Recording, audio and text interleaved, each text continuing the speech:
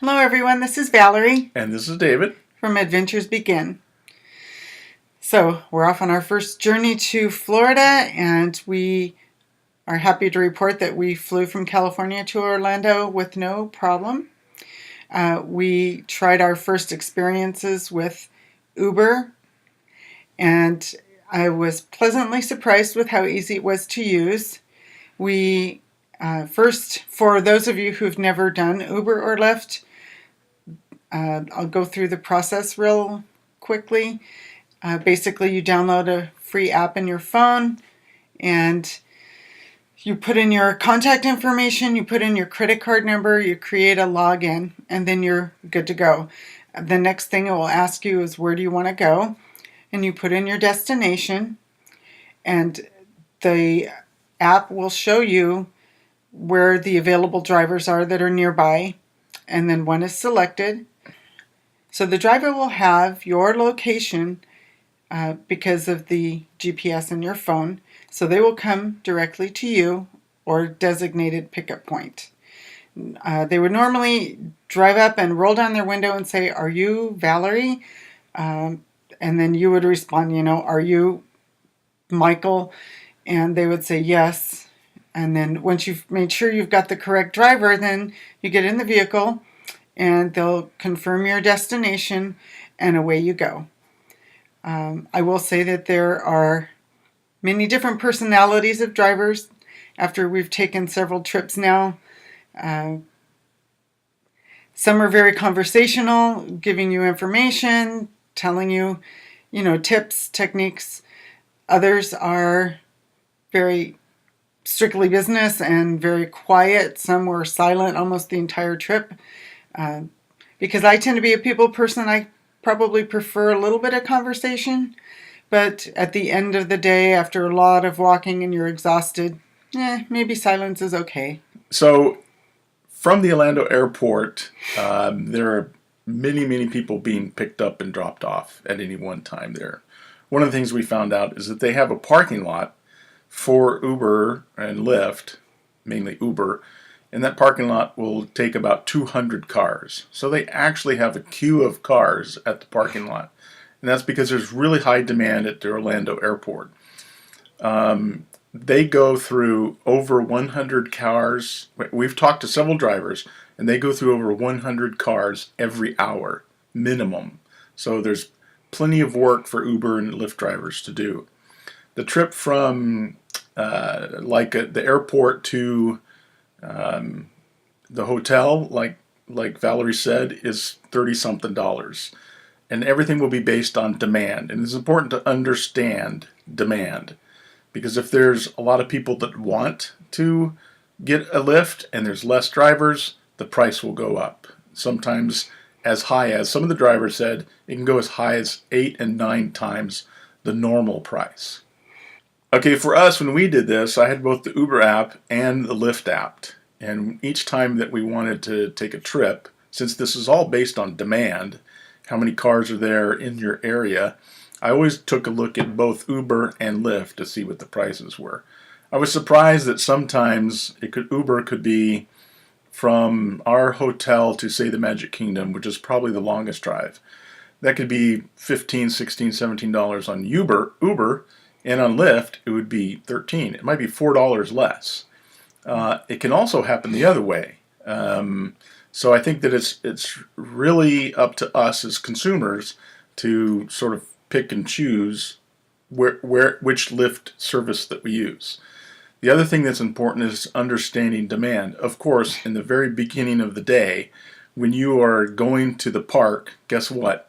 150,000 other people are going to the park as well. And so there's going to be higher demand at park opening. And there's going to be high demand at park closing. So at park closing, one day we had a trip from the Magic Kingdom to our hotel, which was the longest. It still wasn't very long, but it was the longest trip, not going to the airport. And that was like $40, which seemed like a lot of money to us. So I think there's some things you can do to reduce that. For instance, there's going to be a lot of drivers ready to pick you up at the parks. Turns out Disney has a queue for the drivers at each park. There's a separate queue for every park that the drivers have to be in. And that queue is probably about 4 minutes away, because as soon as you get a driver, it says it's 4 minutes before they're going to get there. And you can see exactly where they're starting from. So it's important to know that they have this figured out, but there's a lot of demand going at park closing.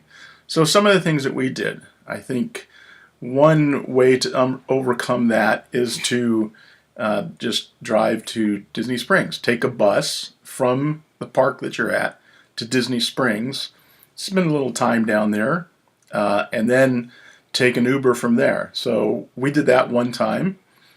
Take the bus, so there's no expense in that, and then take the Uber from downtown Disney to our hotel, which turned out to be about $6.50, maybe $7, maybe $8, depending on demand. Could be even higher. The interesting part about that is now you start to thinking, well, there's many other ways that we can do this. So one example is we could go to one of the hotels. So when we first made the decision to go to Uber or Lyft, we did take a look at prices for rental cars, and we had a group with us, so we did decide to look at what the price is for a rental van, a van that could take 7 people or 8 people. And it turned out that at the time we did it, for the 18 days that we were staying, it was nearly $700. And that is before, if you stay at a hotel, they might charge parking. Like if you're at a Disney hotel, they charge for parking now. Mm-hmm. If you're staying at another property, such as a timeshare like we did, there's no charge for parking there. But if you drive to a Disney park, and we're talking about the 4 main parks, Magic Kingdom, Epcot, Animal Kingdom, and Hollywood Studios. Those parks charge $22 for parking. And if you have an RV, a larger vehicle, or double axle, it's $27. So you should be aware of that. So if you add in those costs, it starts to get expensive to drive a van. So because of that, we decided to go with Uber. But we did notice that there's lots of competition between Uber and the rental cars. The rental cars are much less expensive, I think, than in most places that we go in Orlando. So when we arrived, remember I said 18 days? If you were 14 days, you were probably going to get a much smaller cost. In fact, at one time I checked a Ford Focus rental from the airport for 10 days, I believe it was. It was $182. Mm-hmm. So if you shop around and you pick the right places to start, in other words, we think that because of 18 days, it wasn't exactly a multiple of 7, that have a significant effect on the cost of the rental car. And we did choose a van. So you need to shop around. You need to try to figure out what your dates are going to be. There's high times and low times for the place, and it's really important to look at all the details, because you may go look at this and find out that Uber that estimates $17 to $22 each way to and from the park, that cost may be more than actually getting a car. But be aware that there's parking costs. Now, if you go to a water park or Disney Springs, there's no cost for parking at those places.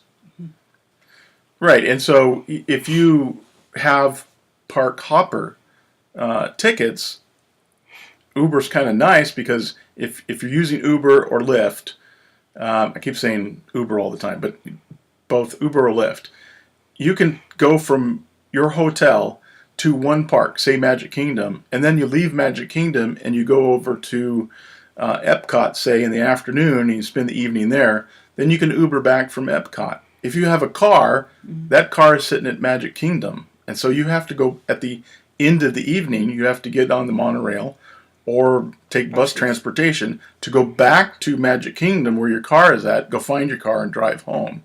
So it was, I think, a positive thing in that aspect. Now, one of the negative things, at least I think you thought it was negative, was if we want to just go somewhere, that's not so easy, because it's not so easy to make a trip. Let's say you want to go to Walmart or you want to go to a market to pick up food. So what we learned was, when you're leaving the park, just go from the park to Walmart, and then from Walmart to your hotel.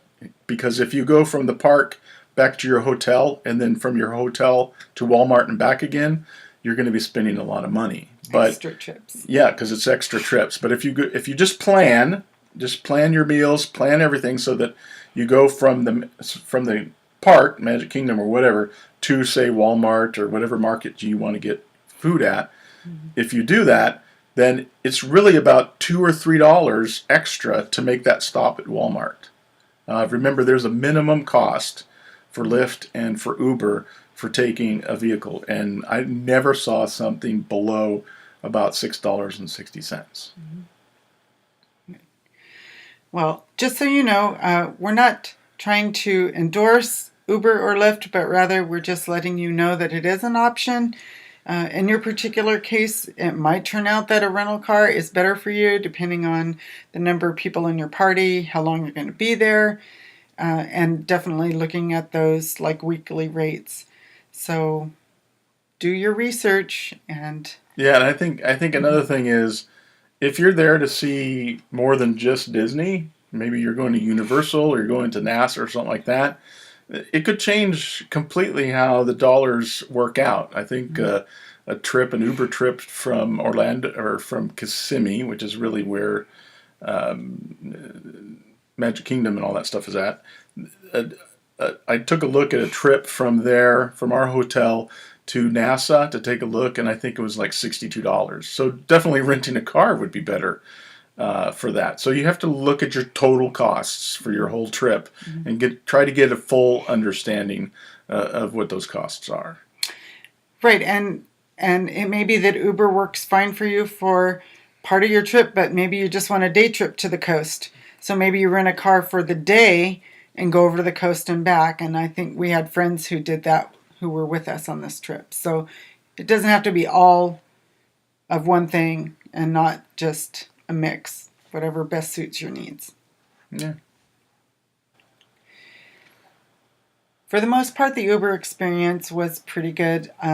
For my part, a couple of the things that were maybe a little bit annoying, particularly like Disney Springs, because they have designated areas for, they have Disney buses, and then they have other types of transportation, whether it's a hotel shuttle or Uber drivers, and those pickup locations were on either end of the complex. So if you get dropped off in the middle, you're going to have to walk to the far end of the complex to the pickup site. So as long as you're aware of that and you plan it in, that's good. But we thought we could get picked up right where we were standing, and that ended up not being the case. So just another thing for you to think about. One other thing that took place was, we were at Magic Kingdom the second time. Of course, it was the end of the evening, and I think it was almost our last day there. But anyways, it came up, and Uber and Lyft came up with about $42 to $45 to go back to our hotel. So we just decided to hop on a Disney bus and go to one of the Disney hotels. We actually like to visit Disney hotels as a destination. And I think we'll start making some videos of that, because I think that's kind of a lost part. People go to see the parks, but they don't realize there's some really nice hotels with some really nice environments that people would like to go to and just relax. It's very common for us to just go to one of their hotels and have lunch. We've even left the park to do that.